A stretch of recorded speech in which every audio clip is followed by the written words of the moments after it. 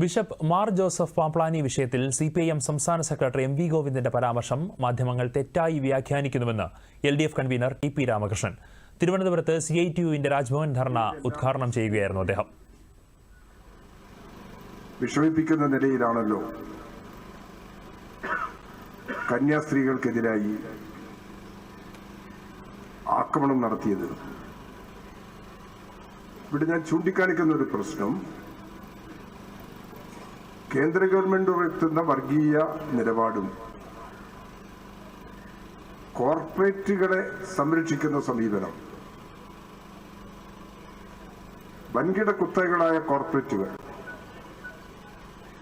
കോർപ്പറേറ്റുകളും വർഗീയ ശക്തികളും